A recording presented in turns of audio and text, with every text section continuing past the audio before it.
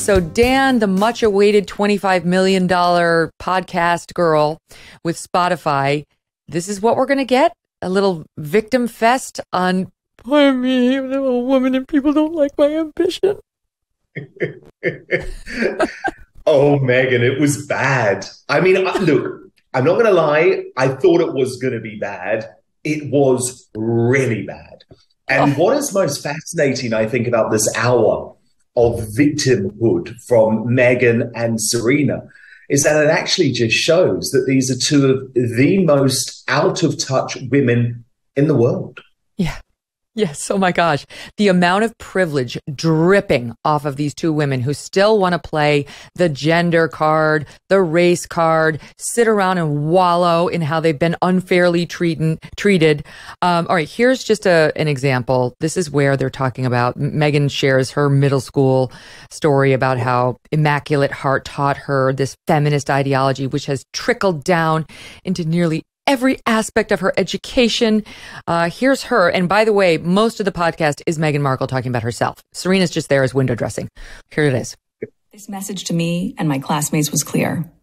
Our futures as young women were limitless. Ambition? Well, that was the whole point.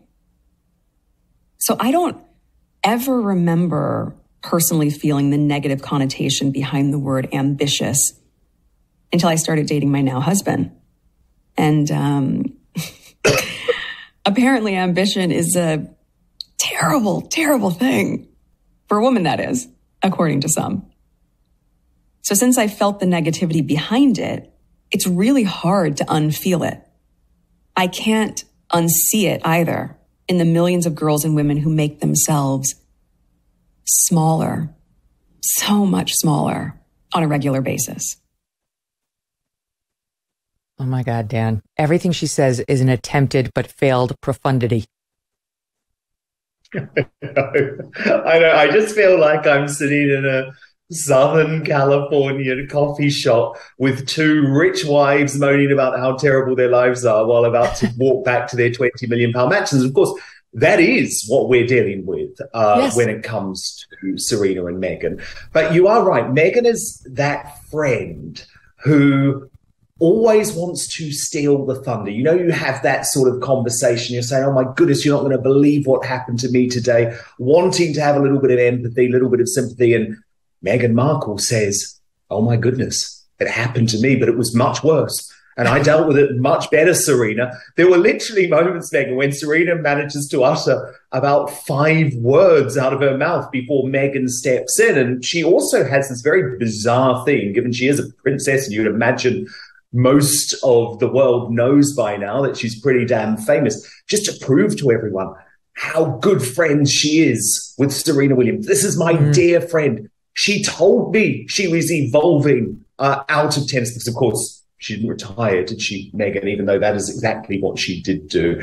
And so the whole nearly hour-long conversation is about as far removed, I think, from day-to-day life for most people in the world at the moment, because let's be honest, things are pretty tough around the world. And these are two of the most privileged people in the world showing off their victimhood and talking a whole load of Southern Californian mumbo jumbo. And remember, Spotify, which has waited nearly 2 years for this podcast, has paid millions and millions of dollars for the privilege. What a joke.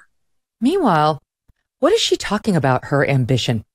A, I see no evidence of her ambition other than to marry well and become a princess.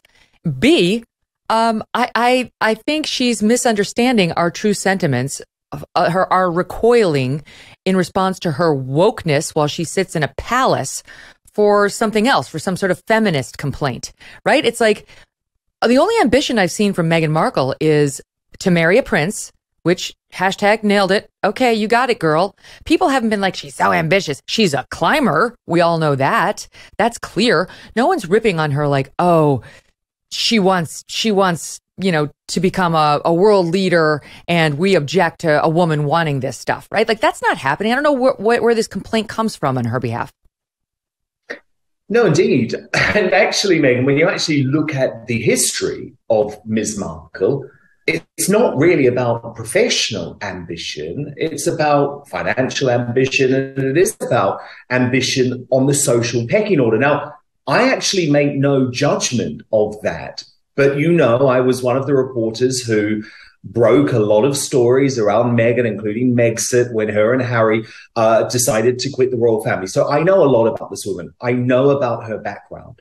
And what you've got to remember, because this is really still a very untold part of her story, before she met Prince Harry, and she was an actress in this drama suit, so yes, she was doing well, but she wasn't where she wanted to be. She wasn't on the A-list. She actually decided, she set out to find a British man. She had decided that she could become much more famous if she set herself up with a celebrity in the UK. And actually, the celebrities who she was chasing down before she met Prince Harry are probably folk you haven't even heard of, Megyn. It was a guy called Matt Cardle, who won the talent show The X Factor over here. It was a lovely guy called Max George, who's a member of the boy band The Wanted. And it was also a footballer called Ashley Cole. And she pursued all three of these men who, in their own various ways, rejected her advances. And so she just happened to hit the jackpot when it came to Prince Harry. Now, look, that's fine. She was a divorcee. She came to the UK. She wanted to meet a famous bloke. Absolutely fine. But is that really ambition? I don't know. And I think it was a complete rewriting of history to say the reason that the British public turned against Meghan Markle was because of her ambition. It was because of the callous and manipulating way that she treated the Queen and trashed the royal family and claimed that there was a whole load of racists through the country who didn't accept her as a princess, which is just point blank untrue.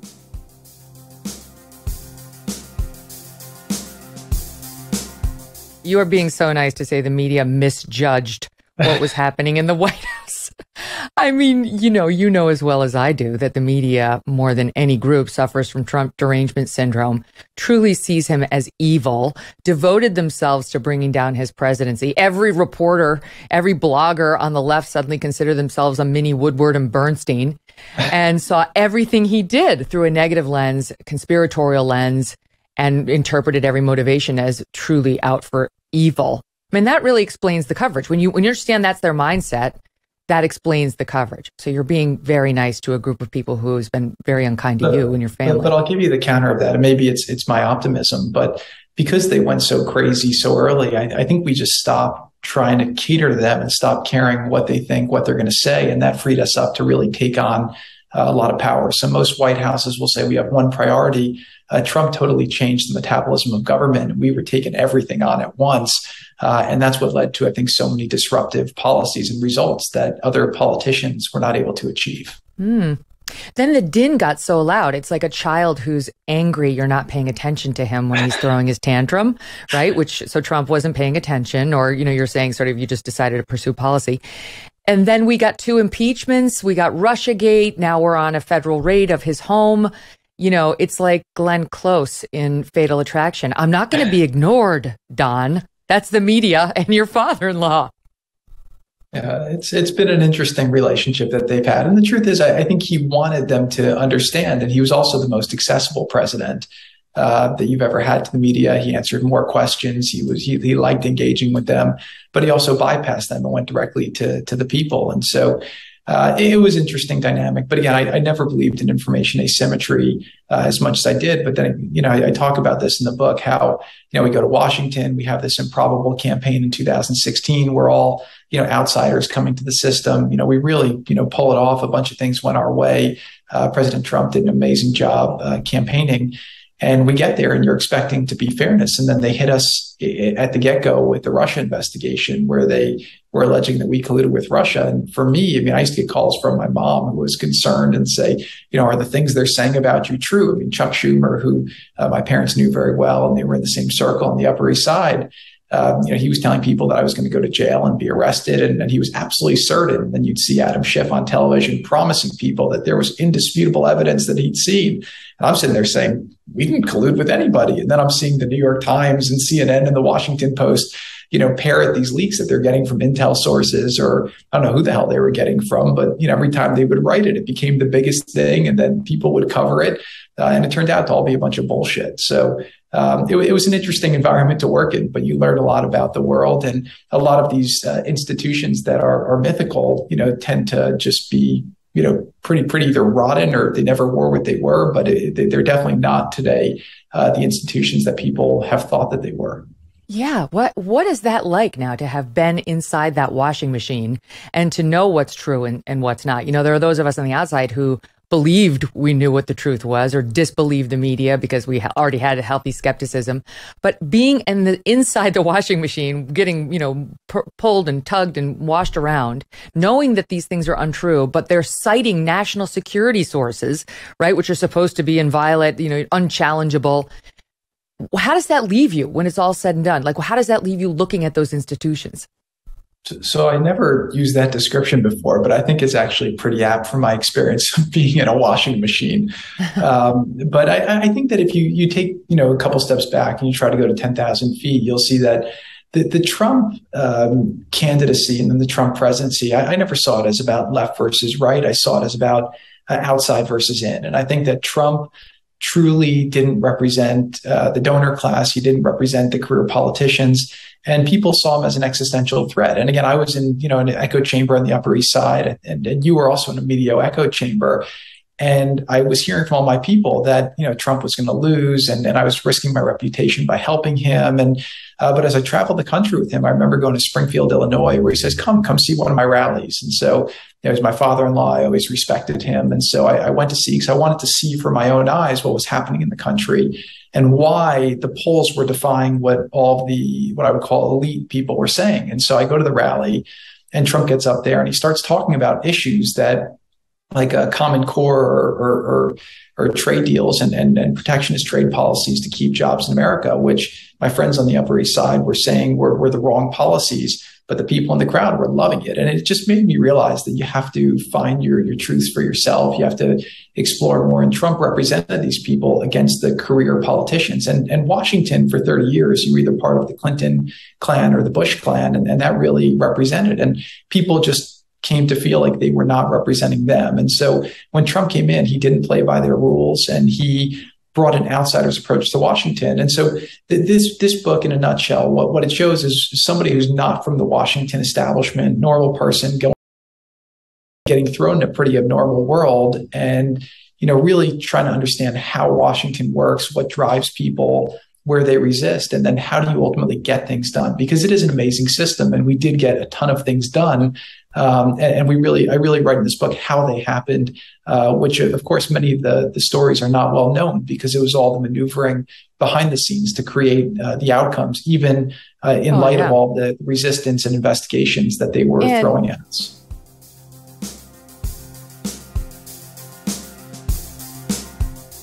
Good riddance, Anthony Fauci. Anthony Fauci is not looking for our forgiveness. As you know, he's stepping down from his post. And that's good, because millions of us will never provide it. The truth is that Dr. Fauci, who had a greater hand than anyone in causing Americans to lose their jobs, years of learning, and even their lives, thanks to the social and economic upheaval he helped foist upon us during the pandemic, ought to be ashamed to show his face in polite society. Instead, the man is self-congratulatory. It's called the Fauci effect. People go to medical school now. People are interested in science, not because of me, because most people don't know me, who I am. My friends know me, my wife knows me, but people don't know me. It's what I symbolize. People, the craving for consistency, for integrity, for truth, and for people caring about people. Integrity and truth, that's a joke, as even he has inadvertently admitted. He lied about his views on masks, for example. First saying we didn't need them, which happened to be true, then saying we did, and that he only lied earlier to preserve them for medical workers. Meanwhile, his pals over at the CDC did a study of 90,000 school children in Georgia and found that masks do nothing. A study Fauci and the CDC then promptly ignored, later dismissing all criticism of Fauci's edicts as anti-science. Anybody who's looking at this carefully realizes that there's a distinct anti-science flavor to this. So if they get up and criticize science, nobody's going to know what they're talking about. But if they get up and really aim their bullets at Tony Fauci, well, people could recognize there's a person there, so it's easy to criticize. But they're really criticizing science, because I represent science. In May of 2020, he admitted that the real reason he wants us all masked was, quote, I want to make them a symbol for people. Wear my symbol, serfs. Wear two of them. In fact, he later thought double masking was, quote, common sense. F you and F your kids. I am the science. Now he says these weren't lies. It wasn't a flip-flop. It was just the evolution of facts. Listen. With COVID, I mean, the things that we thought we knew in the beginning turned out as the months went by to not be the case, which really forced us to adapt and to change some of our policies and recommendations. That was interpreted by many as flip-flopping or not really knowing what's going on, when it really was the evolution of the science. What science evolved on the wearing of masks? Something you admit you knew you were lying about at the time you first publicly commented. What science evolved on the vaccination level needed to allegedly get us to herd immunity? First, Dr. Fauci said we needed to get up to around 70%. Then he upped it later to 80, 85. Why? Because the science evolved? That's not what he said. He said he changed the number when he thought the public would tolerate a greater percentage. Another lie that he admitted to. This wasn't the evolution of anything besides Anthony Fauci's con. He mocked the idea of natural immunity, eliminating the need for his mandatory beloved vaccines, despite admitting years earlier that natural immunity is, in fact, the gold standard. She's had the flu for 14 days. Should she get a flu shot? Well, no. If she got the flu for 14 days, she's as protected as anybody can be, because the best vaccination is to get infected yourself. And so if she really has the flu, she definitely doesn't need a flu vaccine. If she really has the flu, she should not get it again. No, she doesn't need it, because it's the most potent vaccination is getting infected yourself. You don't say. His unexplained reversal cost millions their livelihoods. As of October of 2021, 5% of unvaccinated adults said they had lost a job due to a vaccine mandate, according to the Kaiser Foundation. Folks like truckers who work alone and are socially distanced naturally for a living. Healthcare workers who were already infected and stood ready to help those who were hurting from COVID, booted out of short-staffed hospitals. Nearly 2,000 public employees in New York City alone, where another 6,000 are still waiting for as yet ungranted exemptions. Great. Good time to cut back on police in a city rampant with crime. The military, roughly 40,000 unvaccinated National Guardsmen and 22,000 reserve soldiers cut off from their military benefits. Another 3,400 troops involuntarily separated from service for refusing to get the vaccine. Nearly 2,000 of those Marines. Okay, sure. What do we need Marines for anyway? Not all of those folks had natural immunity. Not every single one of them had COVID. But the point is, if they did, 0 people connected to Anthony Fauci or his policies cared or would even consider it, thanks to doctor integrity. But Fauci's biggest lie was told under oath when he testified before Congress that his group at the NIH never funded gain-of-function research in Wuhan, China. The kind that experiments on bat coronaviruses to try to make them more lethal or more transmissible in humans. Senator Rand Paul confronted Fauci on this falsehood. Dr. Fauci, knowing that it is a crime to lie to Congress, do you wish to retract your statement of May 11th where you claimed that the NIH never funded gain-of-function research in Wuhan? Senator Paul, I have never lied before the Congress. But all the evidence is pointing that it came from the lab, and there will be responsibility for those who funded the lab, including yourself. I totally This committee will allow the witness to respond. I totally resent the lie that you are now propagating. No one's saying those viruses caused it. It no is one is alleging that molecularly. those viruses caused the pandemic. What we're alleging is that gain-of-function research was going on in that lab, and NIH funded it. That is you can't not get away from it. It meets your definition, and you are obfuscating the truth. And you are implying that what we did was responsible for the deaths of individual. I totally resent that. And if anybody is lying here, Senator, it is you. Nice moment for the cameras. Unfortunately for Fauci, he was the one who was lying, and he was caught in this lie, thanks to the emergence of previously unseen documents unearthed by Republicans in Congress. The NIH was later forced to admit in writing in a letter to Congress that it had indeed funded gain-of-function research at the Wuhan lab, despite those nonsense denials by Fauci, claiming that the group to which Dr. Fauci gave the money, EcoHealth Alliance, had not been straight with the NIH about it. Oh, gambling? What? Okay, Mr. Truthful. By the way, there was never any Fauci apology for this misleading in front of members of Congress while under oath. No personal coming clean whatsoever. The NIH must have been very angry that this group, EcoHealth Alliance, partnering with a Wuhan lab, embarrassed Dr. Fauci so badly and possibly even had a role in causing the pandemic. Unclear, but possible. So angry, in fact, that it just approved more public grants, more of your money for EcoHealth, the NIH did, with zero additional oversight or accountability. I am integrity. You feel good about it, don't you? I'm sure they'll spend it well. Mr. Integrity took the opinions of 11 or so respected virologists who came to him early on in this pandemic and said, yo, this thing looks like it came from a lab, and appears to have promptly pressured them into doing a 180. And we now know why the NIH had been funding this kind of lab research in Wuhan, China. These 11 scientists, most of whom make their living on NIH grants controlled by Fauci, went from saying, no way is this from an animal, to 48 hours later saying, it's racist to suggest it came from anything other than an animal. Right after their chat with Dr. Science, who later granted two of them nearly $10 million in grants. Coincidence, I'm sure. Fauci was confronted on this by Rand Paul as well. Watch.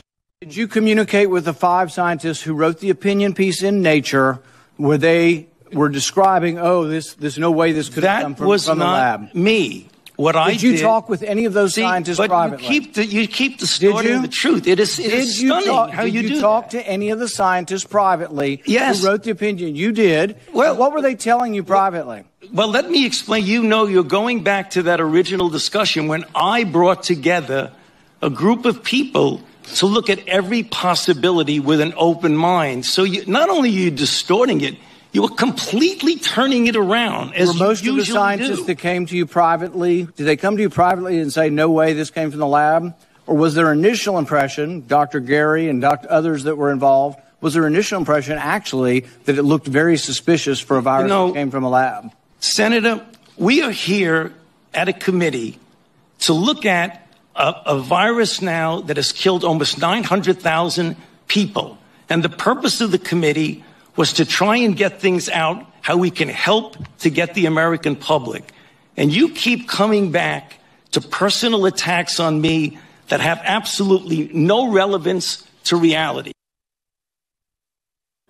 How is it a personal attack to ask whether you did that with the virologists? Just go to playing the victim. That's his go-to.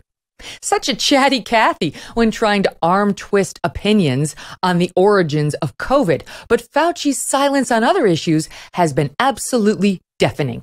Like when millions broke his stay-at-home rules to jam the streets elbow to elbow for the BLM protests.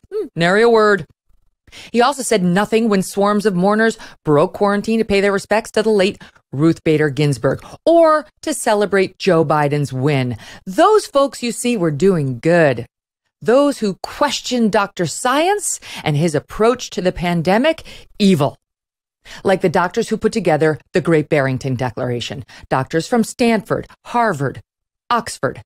They challenged Fauci's lockdown push. They said an approach based on focused protection, in which we protect the most vulnerable, the elderly, the immunocompromised, makes sense, but we let others live their lives. That's what we need. And what did Fauci do? He conspired with his boss at the NIH to smear these good doctors. Fauci and the NIH's Dr. Collins actually agreed to ensure a, quote, devastating takedown of these doctors who, unlike Fauci, actually specialize in epidemiology and vaccines. Sure enough, the compliant media did hit pieces on these doctors, making any approach other than lockdowns verboten to even discuss. The doctors have since filed a lawsuit over these smears. Senator Paul confronted Fauci about this as well. A planner who believes he is the science leads to an arrogance that justifies, in his mind, using government resources to smear and to destroy the reputations of other scientists who disagree with him.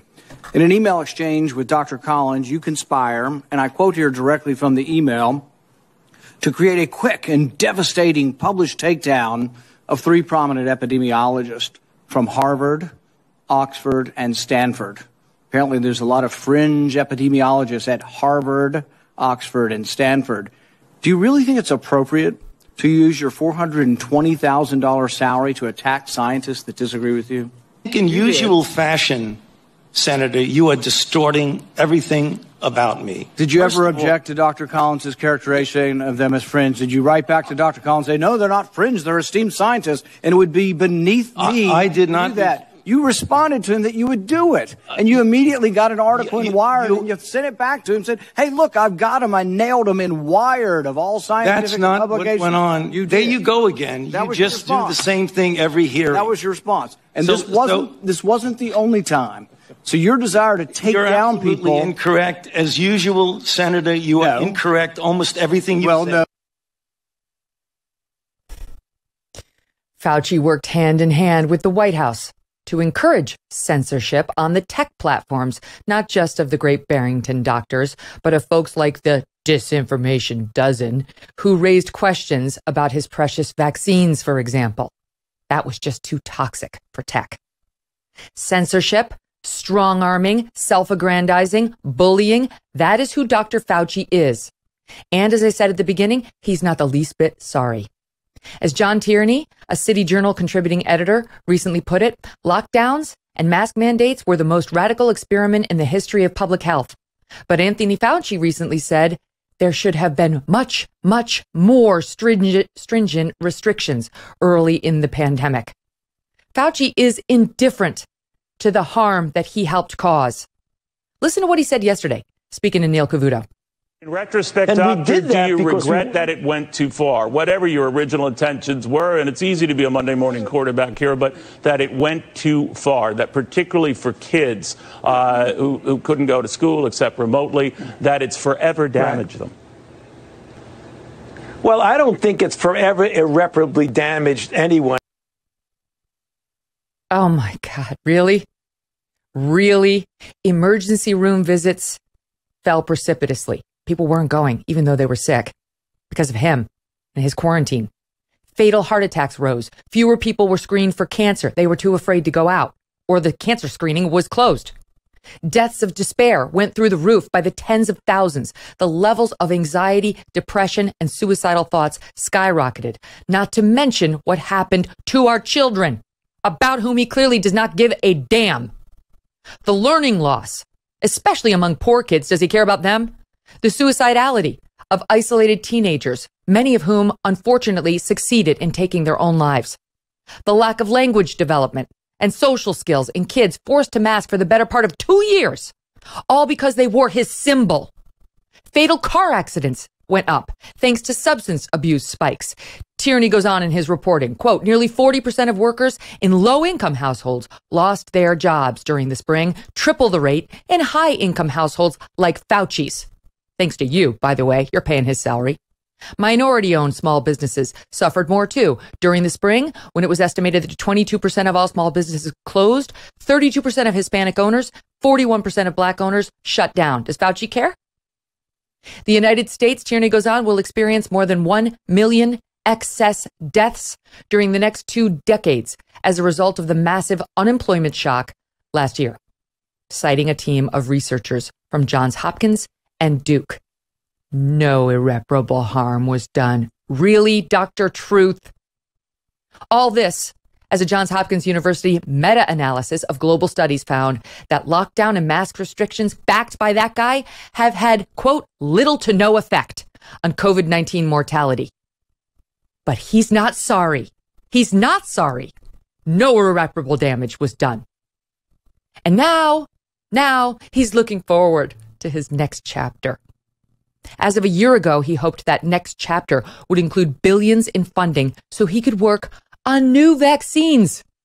We should pray this guy never gets near another grant or health group again in his life. He has destroyed the trust in public health. His decisions have hurt countless numbers of people.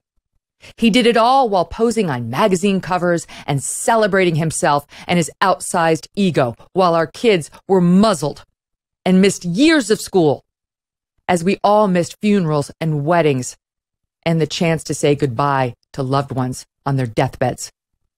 And we did indeed suffer irreparable harm, sir, whether you care to admit it or not.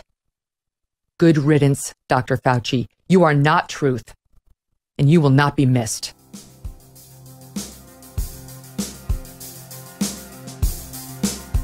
It's such a joke. I mean, it's like, I love the names that they give it. It's like forgiveness. Oh, who's not pro-forgiveness? You know, this policy works very simple. You take out a loan and then you pay it back with interest. That's how it goes. It's how it's gone from the beginning of time up until this guy was facing a midterm prospect that he didn't like.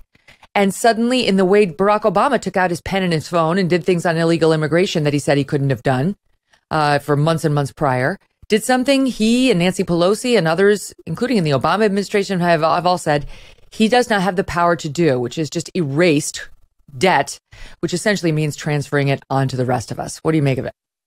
Oh, economically, obviously, it's horrible, but that's not the thing that bothers me the most. I mean, they're saying it could cost up to $600 billion, which is just fuel on the fire of inflation. But it really is the moral part of it that bothers me. And it bothers me on a lot of different levels. The most basic thing in the world is you borrow money, you pay it back. I mean, that is one of the most basic obligations. It is lawless to just sweep it away with a wave of your hand. This is not a congressional act. This is not a law that's been changed. It's just a decision by one kingly chap who happens to be in the White House. And I don't see how it can withstand any kind of judicial scrutiny, any kind of moral scrutiny. And it's just so wicked at that level. It's wicked to say you can borrow money, but you don't have to pay it back. And it's wicked to say it to anybody when Bernie Sanders says, well, they do it to corporations. Well, don't do it to corporations either. I mean, when you borrow money, you should pay it back.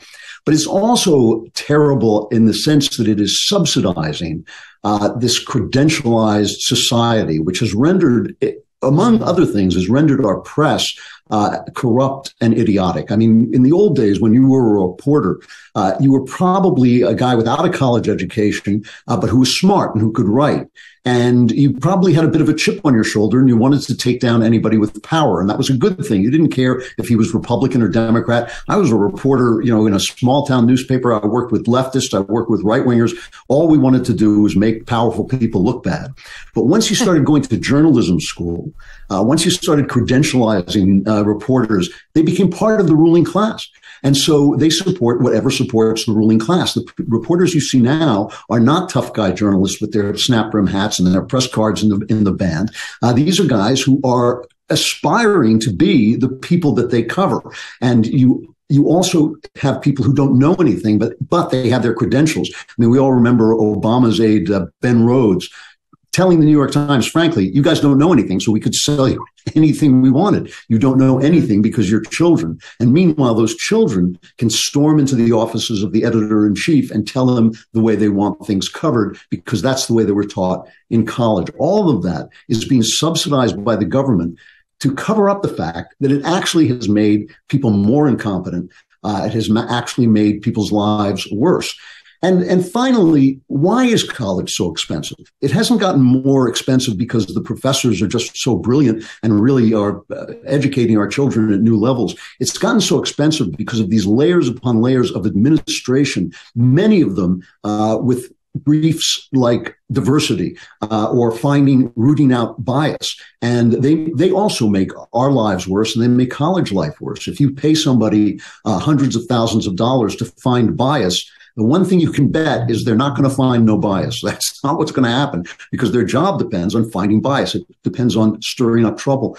I've had at least one riot start because of me giving a speech at a college. I've had people vandalize the places where I was going to speak. And every single time, people who incited that violence were not the students. It was not radical snowflakes who just got it into their heads that they had to take me down. It was always flyers that were sent to them by the administration, pulling things I had said out of context to make me sound hateful and small-minded and cruel. And that stirred the students up. So it really is funding. What we now have is government funding people who want to be part of the ruling class and then get jobs in the culture. You have government funding these layers of administrative aides who do nothing but basically condone left-wing points of view, the kind of thing you were just talking about people condemning each other for their races.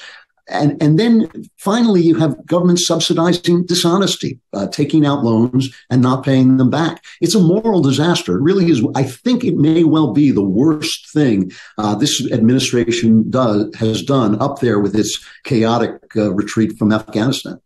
There's so much in there I want to talk about. I really want to get to your thoughts about colleges and universities and, you know, the ruling class and what they're teaching now, because you're, you know, the best read person ever. So how do we get like that without going to college is one of my questions. But let's table that for right now, because I want to stay on the hard news before we get to the more philosophical questions. There was a report in March 2022 via the Bureau of Labor.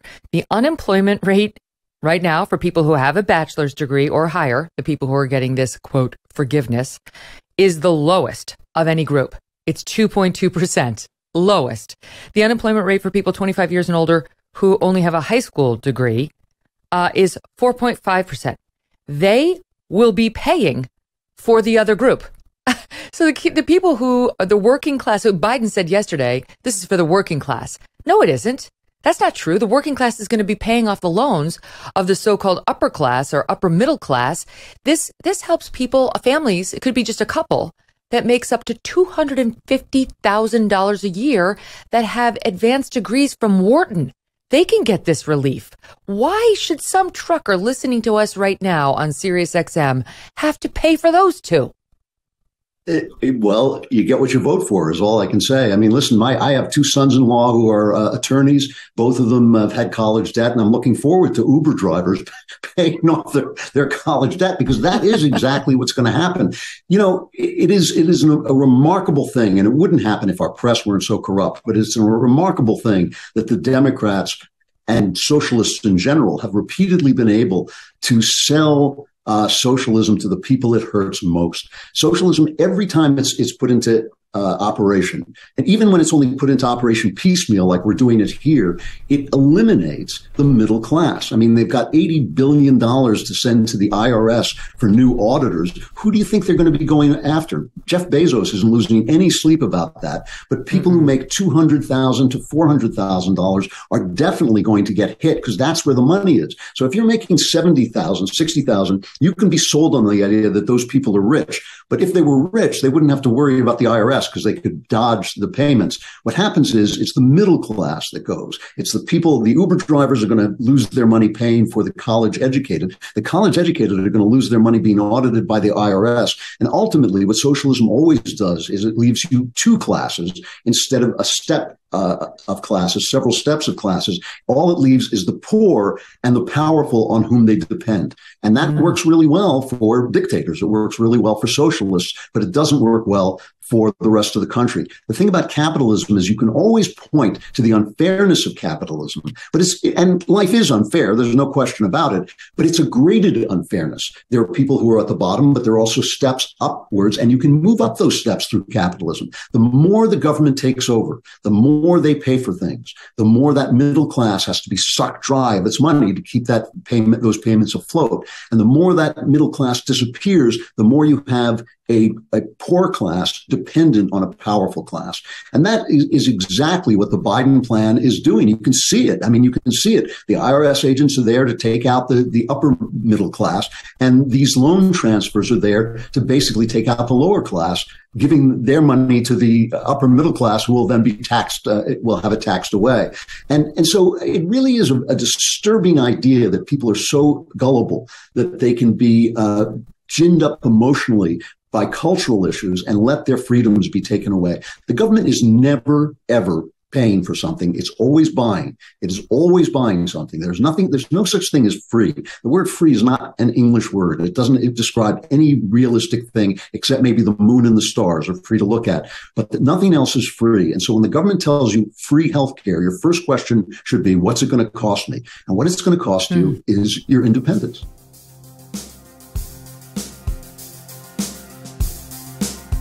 I will never forget you saying to the jury while you had shown them her bruised face.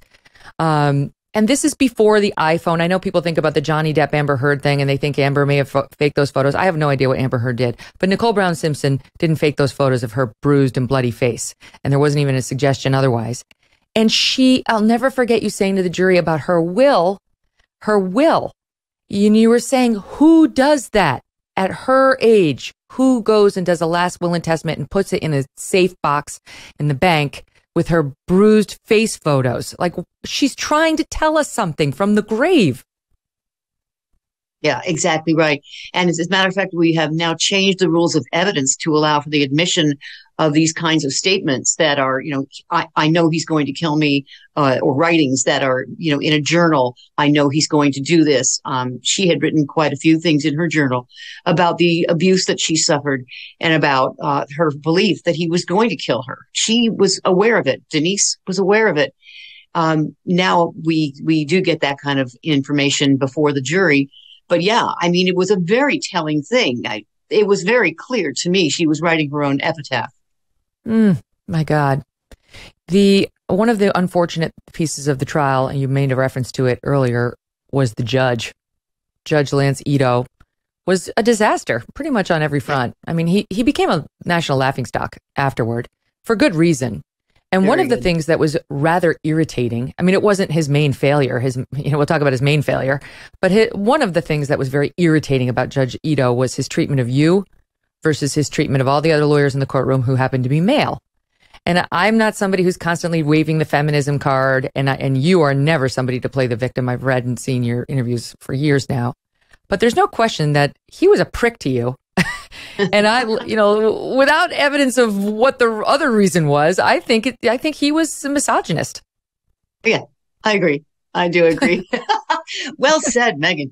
I have to say it was a remarkable thing. It kind of made me laugh because bigger fish to fry, right? I mean, really, we have two victims here. But it was one of those ridiculous and very obvious things. Mr. Cochran, Mr. Darden, Marcia. What? Wait, what? Gross. And the remarks about my hair and skirts and whatever. It was a horrible, example of a male on the bench. There are so many good judges, and there were, I was really hoping to get one of them. And it was unfortunate that we wound up, and this is the hard part, when you, what we call lay paper, when you peremptorily challenge a judge, you only get one. And there were others who could have been worse. So when Bill and I talked about, well, what do we do? Do we accept Lance Ito or not? He said, well, I think he's okay. And he had Lance on his case against Keating. Well, Bill's a man. Keating was kind of the devil. It was not the same case, not the same situation as the Simpson trial. So there was that. But really far and away, what was worse to me was the manner in which he ran the courtroom, which is to say he did not. He handed the reins to Johnny Cochran, and Johnny ran with it. which is why when people say, aren't you angry with the defense and the way Johnny ran the case? I said, no, I'm not. The defense will always take advantage to the greatest extent possible. They're representing their client. And if you have a judge who's inclined to let the defense rewrite the rules of evidence and the rules of trial procedure, you're screwed, because the judge is the final arbiter. He had the power to prevent it. He didn't. Not only did he not, but he encouraged it. And he made some of the most outrageous rulings I had ever seen. Eventually, I did call him on it at the very end when he was going to allow the defense to comment outrageously on Mark Fuhrman's taking the fifth, which is a known thing you're not allowed to do. It has been established. This is what we call Hornbook law from centuries ago. You do not get to comment on someone who invokes his Fifth Amendment right, because you could do that and say, hey, he invoked his right to remain silent. Doesn't that make him sound guilty? Then why have a Fifth Amendment at all? So they were going to allow them to capitalize on his invoking the fifth, and before the jury questioned him about it, and said, this is just too outrageous. It doesn't matter anymore. The case is lost, but I can't stand it. This is your final bad ruling. And I took it up on a writ immediately, which he tried to prevent and tried to deny us the time. And at which point I said, you're denying the people the right to a fair trial. He eventually capitulated. And the Court of Appeal wrote back immediately and said, you will not allow this. You will stop this trial, because Johnny kept extending and saying, we'll never rest. We'll never rest. No other judge would put up with that nonsense. Look, most judges would never have allowed race to be made a part of the case to begin with, because it had nothing to do with this trial. He didn't kill her because she was white. It had nothing to do with anything. And yet they were allowed to completely subvert justice by bringing in an issue that had nothing to do with the evidence, nothing to do with the motives or the real parties involved. So it was the worst possible situation, because he himself was, as they say, a starfucker. And so he was much more wedded to the side of the case that was famous. And it was a bizarre thing to watch a judge abdicate completely his role as the captain of the ship. Yeah, and the neutral arbiter, calling balls and strikes and not keeping the thumb on the scale. Before we get to him and the race ruling, because that was critical. Just a moment on you and your experience before him. You think back on how sexist we were, and just openly sexist, judging your looks at every turn. The CNN nonstop coverage, Fox News was around, MSNBC had just launched, like all these 24/7 cable channels, at CNN and Court TV in particular, went wall to wall with it. Huge numbers, right? That's, of course, what you're going to do. You get huge numbers. Made stars out of people like Greta Van Susteren, Geraldo, my pal Dan Abrams was covering. A lot of lawyers up and coming became stars as a result of this. Jeffrey Toobin, that's where we first started really hearing about him. Anyway, so your hair, it went from curly to straight. Right? I'm trying to think. It went from straight to curly, right? That's in the middle of the trial. No, curly to straight. Okay, guys, I get it confused, but it caused a thing. It caused a thing. And I think we have a clip from again, this is Sarah Paulson portraying you in the People versus OJ. Yeah, here's a little soundbite reenacting what happened. Soundbite 6. You're walking in, curly.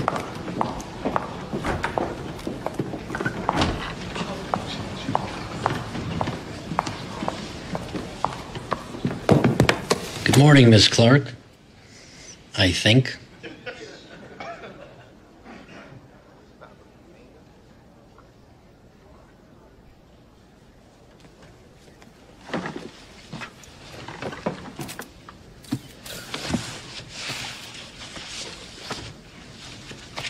So annoying. So that's Judge Ito choosing to sort of mock. I mean, he was obviously trying to mock your hair, like you're unrecognizable, and not in a fun, playful way. Just in a, look at you. Snarky. I think it's you. Yeah, snarky. While all the defense lawyers are staring at you. It must have felt terrible. It was ridiculous. That's really what I felt. It was one of those, actually, they kind of flipped it in that clip you saw. What really happened was I had 2 little kids in diapers. I decided to do a perm because I wanted to wash and wear hair. I didn't want to have to blow it out. I didn't want to be bothered. And then it grew out. The perm grew out. And the media coordinator at the DA's office said, you need to get your hair cut. And my hairdresser said, stop with the perm already. You have straight hair, stop perming it. And I said, I can't stop now. All I want to do is make it easy to deal with. He said, okay, then I'm going to cut it. So it got shorter. But the change came, and he made the remark that he did, because at some point I didn't have time to go to the hairdresser to re-perm my hair. It's growing out. It's naturally straight. I had no choice but to then blow it out and just let it be straight, because I couldn't go back and get another perm. So I go into court thinking, no one will notice. And who cares? Like, what judge? And who cares? Yes. Yeah. Who takes cares? the time. And then that. In the middle of a double murder trial. I mean, I will say for our listening audience, because we're airing live on Sirius XM Triumph channel right now, Marcia looks amazing. She's got her hair is long and it's beautiful and it's straight right now. And it is impossible that you're 68 years old. It is impossible. I don't know what you've done, what kind of magic juice you're drinking, but I want it. I want it tomorrow. We'll talk later. So in any event, that was just one example. But I do want to mention this, because you became a hero to a lot of working moms, single moms. You're going through a nasty divorce, custody dispute. Your husband ratchets it up while he sees you on trial, in the most stressful trial of your life, of any prosecutor's life ever. So he wasn't being very kind to you. You did not want to lose custody of your two young boys. And you had told Judge Ito at the beginning of the trial, this is what time I can work until. I'm a single mom. I work very hard, but this is what time I need the trial to wrap. I was like 4 o'clock or 5 o'clock in the afternoon. And one day he was going to let it go late into the evening. And here again is, this is the actual you, I think, right? I'm asking my producers. Yeah, this is the actual you, because Johnny Cochran later convinced you, because you went to him and you're like, I'm leaving at 4 as we agreed. And he's like, okay. And then Johnny Cochran accused you of using your children as an excuse the next week. He didn't like how the ruling had worked out, and he thought you were manipulating the court. And boom, here's Marcia Clark, soundbite 5. I'm offended as a woman, as a single parent, and as a prosecutor and an officer of the court to hear an argument posed by counsel like that, Mr. Cochran, today.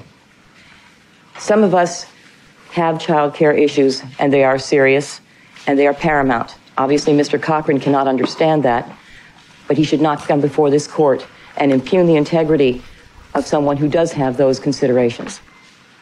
And I'm deeply offended.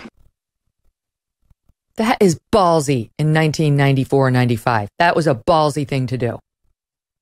I mean, I think I was just so pissed off, Megyn. There were moments during that trial when I said things that I really meant. And which is rare, on a personal level, you know what I mean? Yeah. But I mean, that sounded so bad. Please no, I know what you mean. That. It's a bad soundbite. But what I meant is, you don't talk about yourself on a personal level when you're in court, in terms of how you feel about the case. You talk about it legally speaking. I think he's guilty. I think the evidence shows this. I think this is irrelevant, or this is relevant. But to have to talk about yourself on a personal level is a rather uncomfortable thing. And I was never in the position to have to do that before. So I was kind of angry on both levels. Why are you doing this to me? And why that I should even be talking about myself as a person in this context when we have 2 dead victims is outrageous.